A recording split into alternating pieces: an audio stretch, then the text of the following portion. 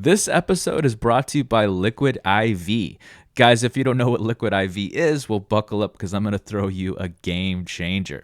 Liquid IV is a hydration multiplier that not only tastes great, but is a non-GMO electrolyte drink mix.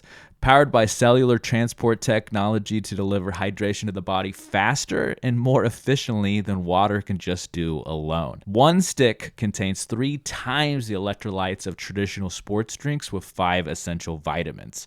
Now, I pride myself on telling you about things that I either already like or just use in my everyday life, and I have to say, I've actually been a fan of Liquid IV for a long time now. I use it for everything from, just long runs to stay in shape, all those late nights with those after hours, or just when I'm feeling a little dehydrated. I turn to it so it could just, my God, set me straight, make me feel like $1,000,000 again, and just get me ready for the day. So please head on over to their website. That's liquid-iv.com to check out their amazing line of products. And get this, when you use promo code Art of the Beholder, all one word, you'll get 20% off your order. Now, if you need a little direction on where to start, I recommend lemon lime. Guys, you're going to love it, won't be disappointed. So please give it a shot and get more fuel for life's adventures. Now, back to the show.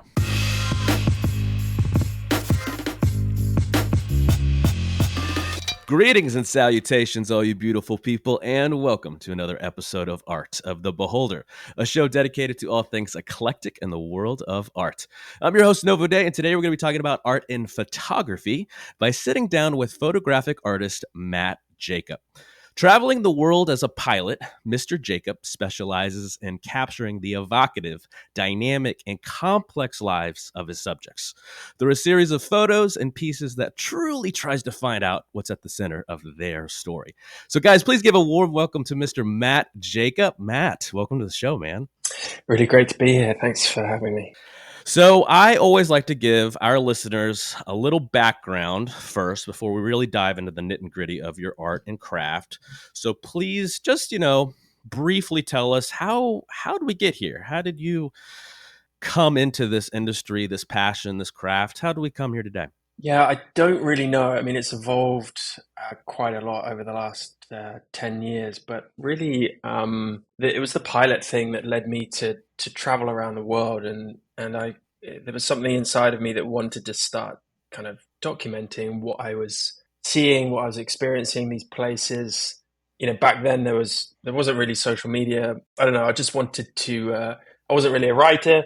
And I love gadgets, so kind of like this sort of subconscious desire to pick up some kind of gadget and be able to document what I was doing in kind of an arrogant way. Actually, I wanted to show other people where I was, and hey, look at me, I'm traveling the world, and not quite like that, but that was definitely, I won't lie, that was definitely a part of it, and that was it. So I picked up a camera and didn't know what I was doing. And as I grew kind of more interested in the craft, it definitely wasn't an art for me back then, but just learning equipment essentially and why my photos were so bad. That curiosity would lead me to learn more of it. Learn more and more of it, and that kind of culminated in a photography workshop. I found out that there were workshops being done where you could join a holiday or travel experience with learning how to photograph, and that was kind of a dream come true. As soon as I went on my first workshop, I knew that I was not only really bad and I had a long way to go, but my love with photography was cemented, and that was it. I never looked back, and that was about 5 years ago now. Yeah. So the rest, as they say, is history. So how I got to ask, how young were you when you were learning to become a pilot? When were those? How young when you were taking those classes? Well, I kind of did it in stages. So my kind of private license I did when I was 18, and then I kind of then went to university and knuckled down and got a degree in case the whole pilot thing wouldn't work, and then picked it up again in my early to mid 20s after working numerous jobs to kind of save some money for. It's an expensive thing. So I started paying for it myself, and I was fortunate to get sponsored by an airline. And so that was like 20, I think I was 24, 25. So then that really became intense. I was doing commercial exams and all that kind of stuff. So yeah, mid 20s, for the pilot stuff, and yeah, I didn't pick up a camera till kind of mid 30s. Traveling the world, where are you right now? I'm in Dubai right now for pilot stuff, but I live in Bali, and from the UK. We moved out of the UK. I say we, myself, my wife moved out of the UK about 12 years ago. We never had much of an affinity with the country, Never uh, look back, mainly right? because of the weather. Yeah, so Oh, we Jesus, moved yeah. to Asia about 12 years ago, and that was it. How is it living in Bali? It's amazing. I mean, it's different. We were living in Hong Kong before Bali, so Oh, man. it was a different. It was Was it a all very culture different, you know. shock, coming from the UK? Yeah, it's all culture shock. I mean, for anyone out there who's moved their whole life to a different country will understand that it's, you have a culture shock, whether it's a culture itself or a kind of environmental culture, or just living life. So it's been a challenge, but it's definitely rewarding, because we're very happy where we are in Bali, and it's we're living in the tropics, so it is as nice as it sounds, but it comes with its own challenges. It definitely comes with its own challenges. Monsoon seasons, if I had to guess, something like that. Yeah, yeah. So we're just kind of at the end of monsoon season, which kind of runs from November to March. Now we're heading into dry season, which is a little bit less humid, but a little bit more stable weather. So everyone loves it. The tourists flock in, and the island becomes a little bit more busy. Right on, man. Okay, so we have the foundation. So let's talk art. Let's talk photography. I first want to ask, are you old school? Do you like film? Do you like, getting your hands dirty, darkroom shit, or do you like just digital, nothing wrong with that, or do you do a little of both? That's a really good question. I think just generationally, I'm pretty old school. I mean, I'm early 40s, so there is a love of that art form, which is just so different to the digital sense. But I'm Yeah. also lazy, so I like to Aren't we all, I like to Matt? do all my work in prep, and then make Yeah. sure that I've got the images. I generally don't take many images. I do most of my work in terms of the research and the recceing and the planning, and then I hope that everything comes together in one moment. So yeah, the editing I have a really love hate relationship with when it comes to Lightroom, not necessarily darkroom. But yeah, maybe we can talk about that later. But yeah, I'm kind of somewhere in the middle, I would guess. I Okay. love dabbling with film. I don't do any commissioned work with film. I don't really post much film. A lot of it's private stuff, and I just play around in the studio with my film. I sometimes do some shoots for people on film, but generally speaking, I'm a digital guy, mainly because of my laziness. But I think my real love is still in film. There's something about that craft that is just so romantic. Well, life is all about balance, right? So I like to hear that you Yeah. like both sides of that coin. So yeah, let's talk a little bit about the editing, since you brought it up. Do you just use Photoshop or something more advanced, or less, or like what do you like to do in the editing process? Oh, as least as possible, as few things as possible. But once I have a photo, I kind of really do a deep dive in the editing process. And actually, if I usually when I present the before and afters to, say, my wife or someone who's maybe not in the know, they can tell very little difference. So I'm big on subtlety, subtlety to the subconscious, as well, not so much the conscious. So if you could show my before and afters, you could tell. But if you just Yeah. show the after, you shouldn't know that anything's been done to it, because most of my work gets done with just the lighting and composition and everything else in moments. But so when it comes to editing, I want to leave as little as possible to it. But if I get an image that I really love, I will often just play with it for days. So I'll start in Lightroom all the time. Adobe Lightroom, for those that know it, it's probably the most popular piece of software for photographers and editing. And I will also use Photoshop. So I'll probably use, kind of in conjunction, 50-50. There are some things in Photoshop you can't do in Lightroom. And then there are other kind of add-ons or plugins. One is called Avoto, which is great for portraits, actually, or if you want to clean backgrounds. If you have, sometimes I shoot with fabric backdrops, even on Yeah. location, and they often have creases in and stuff, which you can get rid of in Photoshop. But this software is great for just doing it with one click of a button. It's AI driven, so it's AI. Let's embrace Wave it of the rather future. than, Yeah. yeah, exactly. Yeah, and the other one is Topaz, which is a sharpening, both sharpening and noise reduction software, which can be plugged straight into Photoshop. So there are a few things, but mainly Lightroom with the addition of Photoshop. There's a dichotomy between just a photo and a piece, as we call it, like a piece of art that the photo becomes.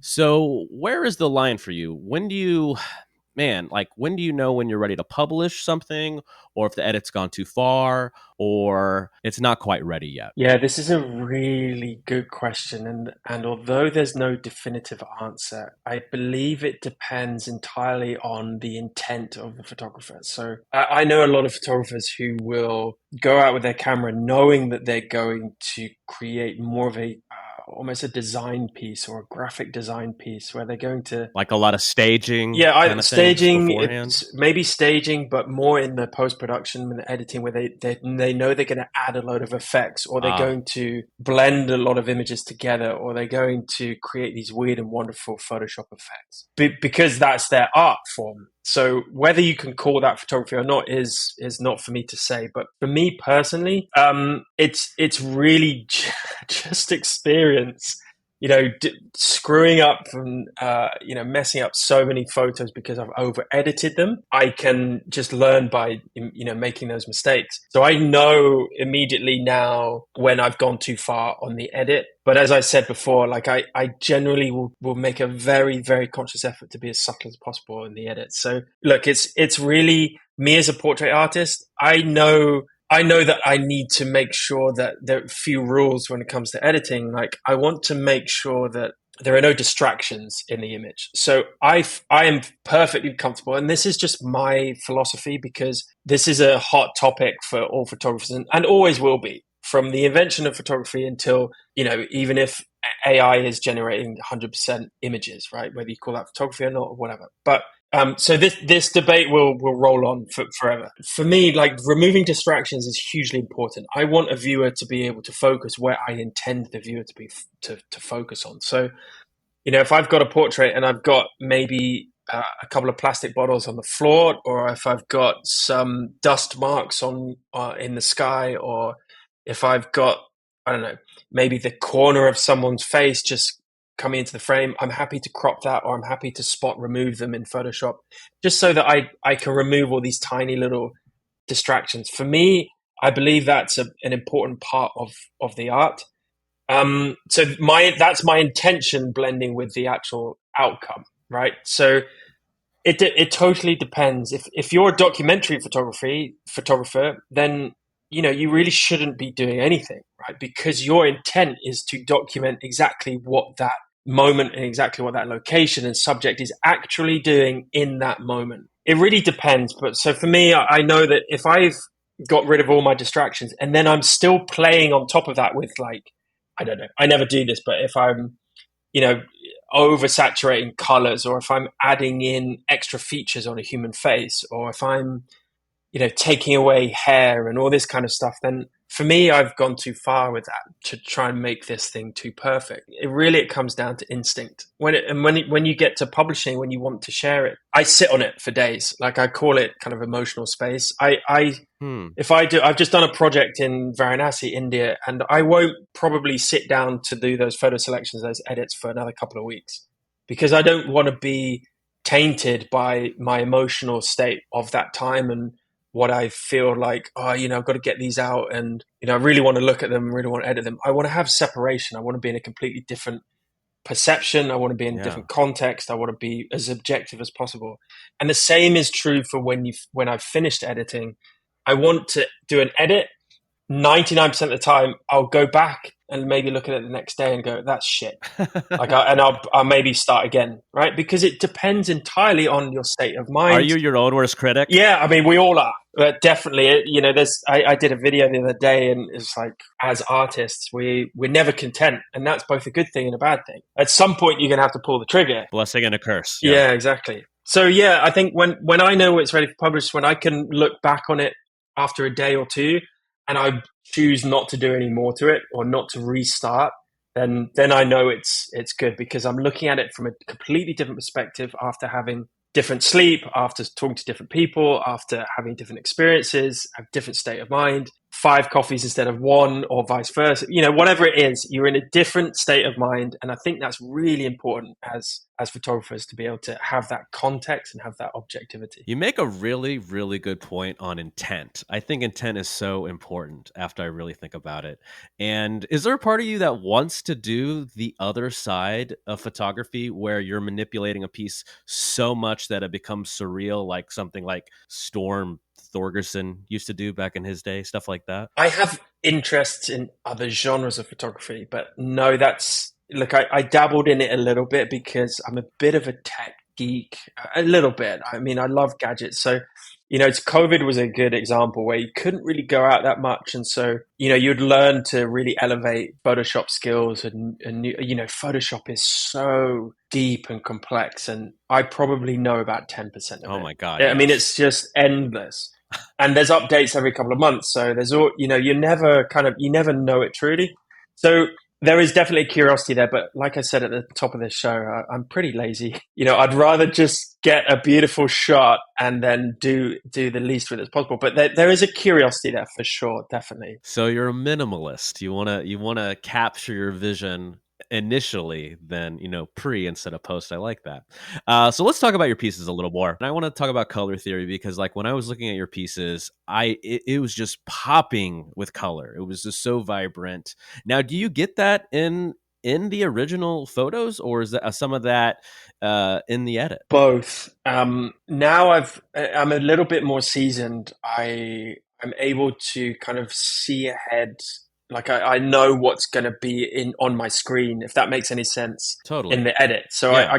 you kind of shoot knowing that what you're going to have to edit. So if it's kind of half my photos are pre-produced. So I kind of know, I know my subject. I'm a big believer in whoever I'm going to photograph. I want to know them. I want to be able to speak to them, preferably a few days before. So we have kind of not a relationship, but there's no, we don't need to break the ice. And especially if I'm away in a weird and wonderful country, I want to kind of bed myself in with these people. So as I'm doing that, I will know, like, okay, look, we're going to photo tomorrow and here's the location. Do you mind? This is what I want us doing to showcase who you are in your environment. Please, can you wear, do you have any clothing that's plain or neutral? So clothes obviously play a huge role in it.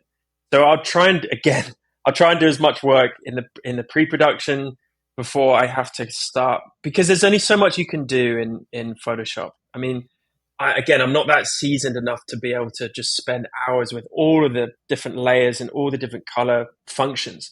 So again, I'll try and get as much right with my basic color theory before I even press the shutter button. But once I do that, usually I'm shooting in golden hours unless I'm inside. So I'll always have kind of an orange or blue hue, whether it's blue hour, gold hour, cloudy, partly cloudy or something. So I'm kind of playing with those colors as my base colors, almost like a key light. It's similar to that. It's like I have a kind of foundational color. And then it's a matter of just knowing what works with that. And then sometimes, obviously, if it's not kind of set up, it's not pre-produced, then, I'll try and play as much of it as I can in the editing software. And, these softwares are amazing these days, especially when it comes to color and color manipulation. There are many, many different ways to do it.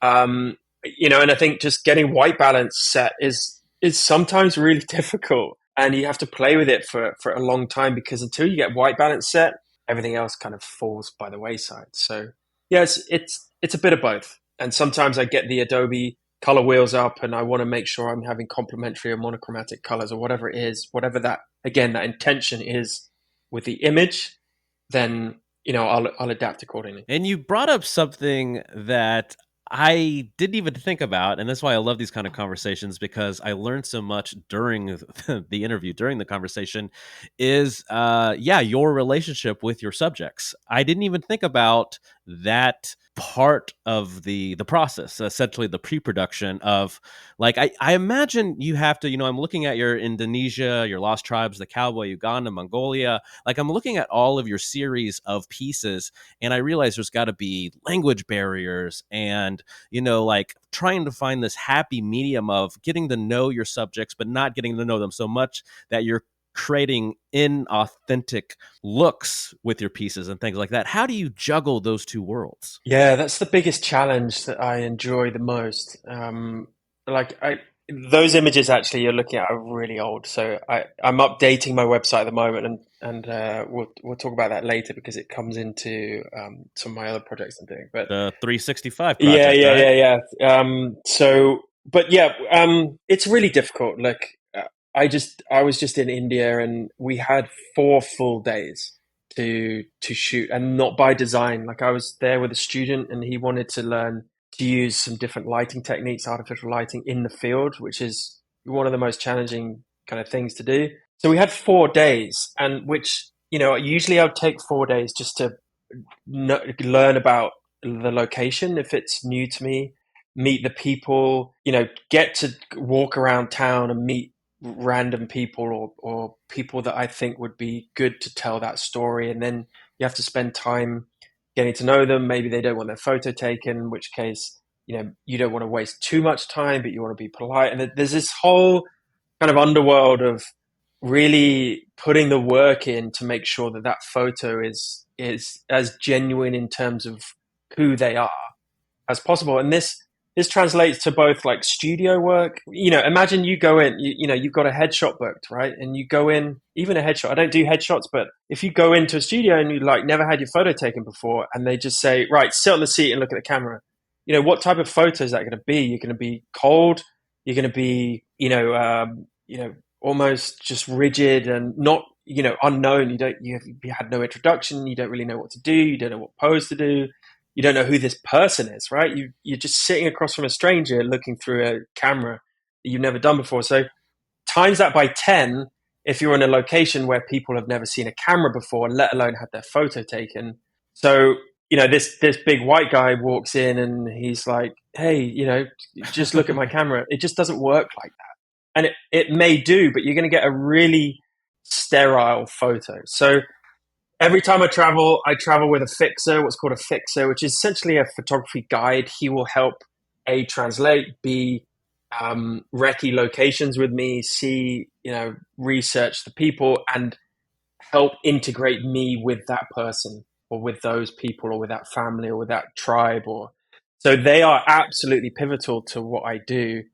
And my relationship with the fixer is just as important because obviously he's really at the linchpin between me not getting a good photo and me getting an amazing series that not only am I going to be proud of, but I'm able to then give to the people that I'm photographing so that they can be happy with. They don't want, maybe they do, but you don't really want a family photo or an individual portrait. We just sat there rigidly looking blankly into a camera, right? So it's a really, really important part. And those that want to go into portrait photography specifically, they have to understand that that is absolutely vital. Even if you're studio based, I do a lot of studio work, and I will pre-meet a bit like the podcast, right? You want to kind of like an ice breaking 5-10 minutes, and when you're doing something in person like that, you want an ice breaking hour if you've never met them. And usually I'll speak to them on the phone before. I'll make sure their expectations are managed.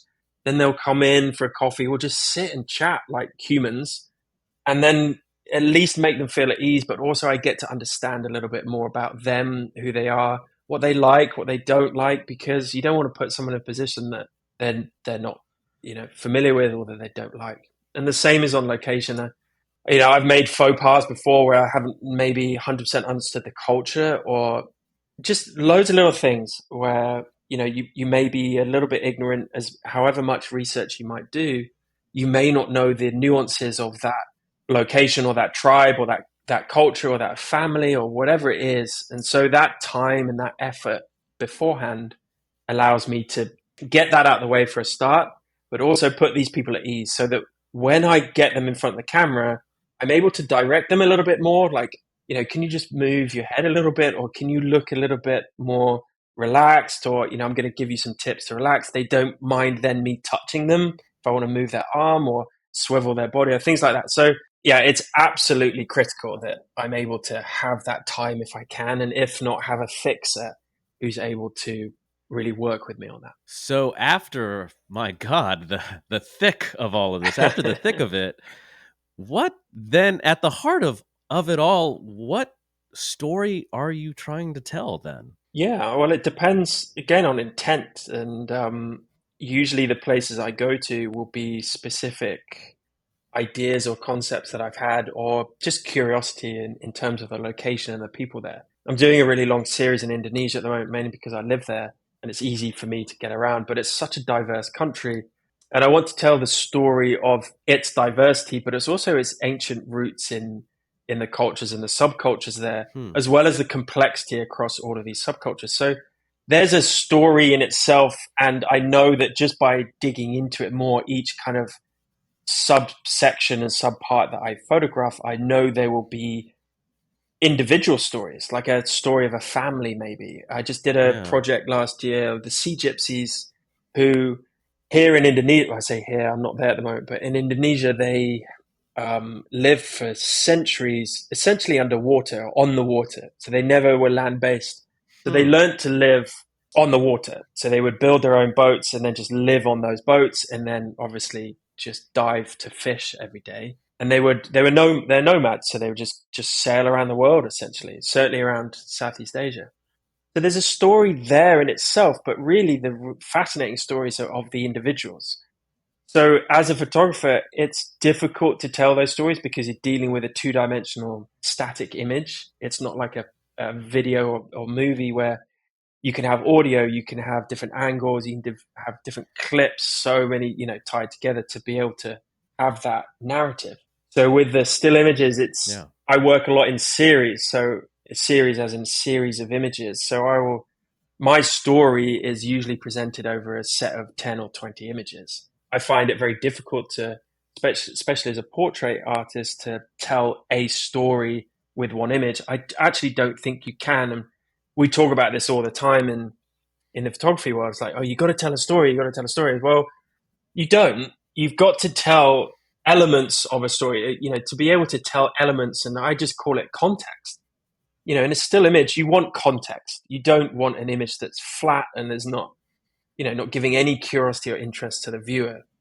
So that's why I love environmental portraits where you have a portrait, but it's that face or that person is only takes up a small proportion of the frame. So in the back, you've got a background, foreground, and other contextual parts of that image where a viewer is able to look at that image and go, wow, this is really interesting. This is maybe how this person lives, or this is that person working, or this is that person just in their local environment, right? So there is a lot of kind of the geographical and local context that I add into my images to provide that story element. But I think it's impossible to tell a story with just one image. I just don't believe, and people who say you can, you can't, because you can tell a story with a movie, and even a movie, you need it to be probably at least 5-6 minutes long just to tell some kind of story, right? And even then, you're really only touching the surface. So it's a challenge, but it's I love that about photography. That okay, look, I don't need a story. I just need a little glimpse. I need a tiny little glimpse that is going to make a viewer curious about that subject and about Hmm. that subject's life or livelihood. Is that yeah, what is your goal in the viewer, in the audience then? Curiosity. It really is. I think a lot of the places I try and go to, a lot of people haven't been or don't know about. Certainly for the likes of you and me who've grown up in the West. So I try and talk about, or at least showcase, people that lesser known populations. Just because it's interesting to me. Open some minds to different Yeah, and cultures. I don't really have the audience at. Honestly, I don't have the audience, and you probably get this answer from many photographers. I don't have the audience in my mind when I don't sit down and go, Right. look, The audience is yeah, last. what does everyone else want me to do? It's like, no, what am I interested in? And then I'm Right. hoping that if I'm interested in it, then surely other people are interested in it. And it's just that curiosity. I want people to look at my images and be as curious with it as I was, and I still am. And some people will have different perceptions of it, right? That's why I talk about perception in photography. It's Yeah. people will look at an image and it will mean something completely different to them than another person. That's the beauty of it. But as long as there's a cohesiveness from my images in terms of how they look, but also the type of people that I show, then that's good enough for me. You know, people would know that, okay, this is a portrait of someone in this location, and that's about it. And then it's up to them and their perception of, look, I wonder what their life is like. I wonder really where they are. I wonder what their surroundings are like. I wonder what they were feeling at the time and how they're feeling now. And so all of that curiosity that no one can answer, but that's the beauty of it, in my opinion. I love that, man. So yeah, we talked process. We talked a little bit about some of your older pieces. So yeah, let's talk about some of your newer projects. And I kind of hinted at it a little bit, the 365 project. So just for the good people that may not know, I'm going to give them a little primer. So what Matt is doing is every day he's creating a new piece, editing it, and then publishing it to his website. So one picture for every day of the year. So I think my first question is, how are things? Are you ready to pull your hair out yet? Is my first question. I have been. Now I've bent my own rules a little bit. First of all, I think when this show goes out, my new website would be kind of up and running. So I haven't updated the website you've been looking at is kind of an old one. So I have still been doing it, but the rule that I have bent a little bit is I'll take maybe if I'm in a cool place, if I'm in a city somewhere and I can get 10 shots, I'll get 10 shots and then I'll make sure I've got my next 10 days covered. So I do shoot every day. Literally, I will pick up my camera or even my iPhone, and I can't remember the last day that went past and I didn't take a photo. But the ones that I'm curating, and just to save a bit of editing time, because like I said before, I'm pretty lazy and I don't really enjoy editing that much. I won't edit these photos much at all. Maybe just a bit of basic adjustments, and that's it. Just because you spend all day doing it otherwise. So it's more of a discipline that I wanted to get into. It's been up and down. There have been some days like I've been ill, over the last month, and I haven't been taking photos or at least wanting to edit them. So I've had a few in the bank for those types of things. Other than that, it's going good, and even what are we, mid-March now? So by the time this goes out, mid-April or so, looking back on just 2.5, 3 months, go, oh yeah, I'm actually getting better. Just I've never done something like this before where I'm taking just like you're sharpening your skills even yeah, more, like yeah, going and to the next just being level. able to do things a little bit quicker, a little bit more efficient, seeing different angles, seeing different viewpoints, different subjects, and now my focus is trying to put a level of cohesiveness across. If I think about at the end of the year, I want 366 images.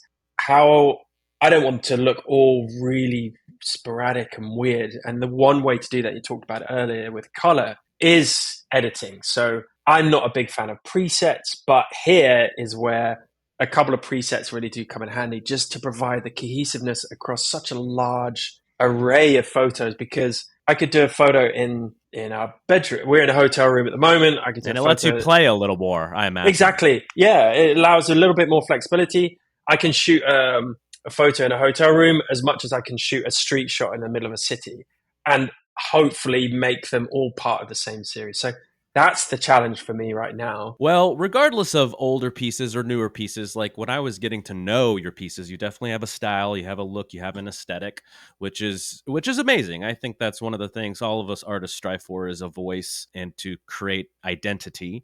And when I was looking at your pieces, I felt like they're dualistic. And what I mean by that is they felt both intimate, very intimate at times, and then somehow equally distant at the same time, as if there was a longing for something. How do you grapple with those two worlds as an artist? That's interesting you say that. Actually, I don't think I've ever had that described for my photos.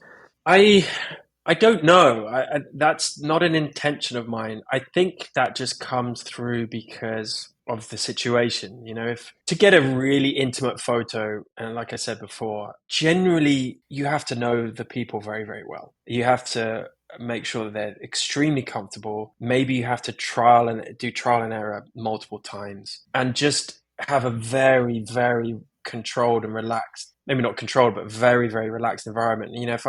If I was to think off the top of my head, really, my wife is probably the only person I could get an intimate photo of, like truly, truly intimate, where it really means something just in the expression or just in the way that photo is created. So I think that there's probably a byproduct of not being able to do that all the time. So I don't necessarily grapple with it consciously, but now that you've said that, I think Like, do you think you put yourself in your art a lot? yes, yeah, I think that's a natural thing to do for many photographers because you're shooting through your own eye, right? You're editing in live. You're putting your perception of the world and of that moment and of that frame and of that lighting of that subject. You know they mean to your camera what they mean to you. So I think it's only natural that you're going to put yourself in those images. And so I think, a bit of a curveball here, but I talk about this a lot. It's really important to know yourself before you start thinking about Sure. doing Yeah, bigger bodies of Socrates. work. Yeah. Know Yeah, because thyself. otherwise you just, if you don't quite know who you are and what you're trying to do, you're just going to be all over the place, right? And that's going to come through in your images. So yes, I do think there is a lot of me in these images. So there's that kind of intimacy but distance at the same time, which is probably a reflection of how I think about myself. Well, I think, as I get further down this rabbit hole of all kinds of art communities, I find that there are two different artists, the ones that try really hard to not put themselves in the art and have some sort of objectivity to their piece, and other ones where they feel like it's impossible not to. I am of the camp that I think it's impossible to not put yourself in your own work. And I think as a photographer, surely you've met other photographers that are like, no, I'm not putting myself in the pieces. The pieces stand alone. They are what they are. But, maybe when I was trying to understand the intimacy and the distance and then hearing your answer, that's why I thought you must put yourself in a lot of these pieces. Yeah, for sure. People who say they don't, I think that's just bullshit. There's it's an innate and I think it's natural part impossible, of. right? Yeah, Like, it's how impossible. It can you is not? absolutely impossible. It's impossible to do anything without putting yourself in it because it's you that's doing it. It's whether you're a dualistic or non-dualistic believer, it's you are doing whatever you're doing unless you're even when you're sat doing nothing meditating, it's still you doing that. So I think that's it's almost an illusion for people who don't think that there's part of you in anything you do. And whether it gets displayed in the image itself, like explicitly or not, is a different thing altogether. But the way you formulate that image and the way you edit that image, or the way you don't edit that image, like that's you. It's still That's you. you Yeah. deciding. It's still you. It's like people Yeah. who are, old school people who argue against editing. It's like, well, you're editing as soon as you pick up a camera. That is a I feel form of like you're edit editing because even when you're trying not to edit, though, right? exactly, you're editing as soon as before you pick up a camera because you're thinking about what photo you're going to take. So you're choosing to put in a very, very small frame, which is probably 1% of your field of view. You are choosing what you're putting in that. That is, by definition, a form of edit. So you are already putting yourself through that camera, through that lens.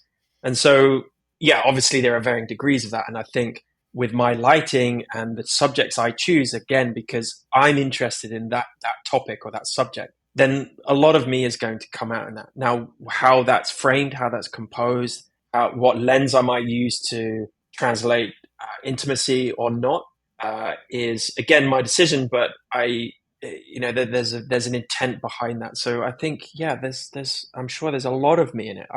To be honest, I've never really thought about it that deeply. So it's a really, really good question. And maybe you can answer it better than me, but I think there No, has to no, be there has to be a big part of you me in it. said it quite eloquently. It's impossible. I couldn't agree more. I couldn't agree more.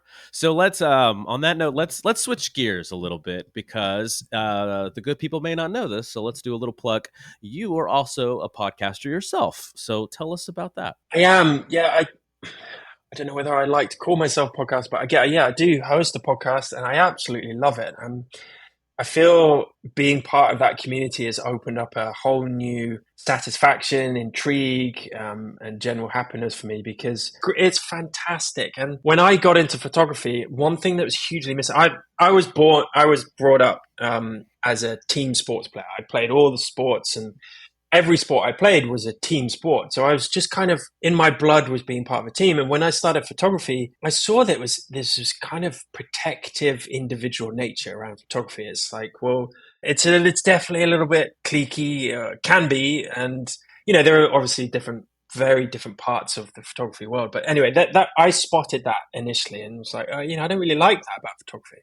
I love photography, but I wanted more of a community, and COVID was a real eye opener with that. Photographers, when I started, they were very protective about information, and you had to, either pay a lot of money for a course for something you didn't know what you were going to get taught, or you had to just try and figure it out yourself. There was no real YouTube, there was no real social media. They were around, but they weren't as prolific as they are today, and they weren't as comprehensive in terms of, if you want to learn photography, just go on YouTube. You can do it for free. Granted, it's not as good and not as the learning abilities are not as good as they were if you did a proper course, but you can still do it. So there was this kind of desire for me to reach out to other photographers just for my learning, but also just to try and close the gap in the community world that I thought there was. And so I started doing Instagram lives. This was 3 years ago now, kind of COVID time. And I loved it. Yeah. And the guests I had on were really just kind of friends and friends of friends at the time, and I had good feedback. So people were saying that you should do more of this. You're quite good at it, and hopefully I was, because I just enjoyed it. So when we moved to Bali 2 years ago, I wanted my own studio. So we kind of put a studio in place, and that was more photography studio. I wasn't really thinking podcast, but as soon as I got the space and saw what I could create, it's like, oh, okay, I've got to give this a go because I know I'm going to enjoy it. Again, it's more gadgets. It gives me an excuse to buy microphones and more cameras. And so we did that, and never looked back. So my podcast talks very similar to yours. It's video as well. We base a lot of it in our studio. We dive a lot into the kind of philosophies of photography, filmmaking, other art forms, really about the philosophies of why people do what they do and their opinions on how things should be done, how things shouldn't be done, how they started, how they've evolved, lessons for other people. So I generally don't talk about gear. I generally don't talk about anything too technical unless there's specific reason to. And very much like this, just conversation with other artists, and try and keep it as least like an interview as possible, and have an hour's conversation about all things that may come up, and especially when it comes to the philosophies of art and people's processes. So I've been really enjoying it. So guys, check out the Mood podcast if you want to hear a lot more of Mr. Matt Jacob. So before we get out of here, I couldn't find this on your website. Is there a way to purchase your pieces, or do you do commission work? How do we get this into people's hands? Yeah, I'm going to be a part of the new website. I took my print shop down because I was moving countries, and it wasn't bringing enough revenue. It's under construction, so to speak. It's under construction, but really people can just reach out to me, and I can custom make any print they want, essentially. This is the other thing with print shops. I don't like being confined to a specific type of paper and a specific 3 sizes or something. A lot of it's custom. If people want custom, other than that, I can just do normal sizes. But at the moment, just reach out to me on email or on Instagram. Well, with that being said, Mr. Matt Jacob, thank you so much for joining us today. It's been a great talk, man. It's been an absolute pleasure. Yeah, thanks for having me, Novo. Before we get out of here, guys, again, I want to remind you to visit Mr. Matt Jacob at his website, at his Instagram, wherever you can find him. And let's spell it out for the good people. So that's MattJacob, photography.com. Looks like we'll have a brand new website here to come. So we'll keep an eye out for that. And guys, we want you to check it out.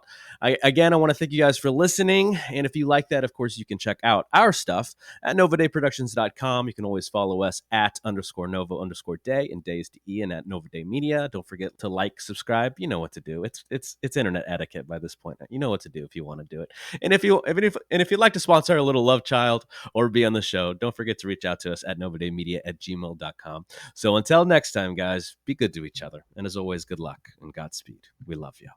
Art of the Beholder is brought to you by Novo Day Productions.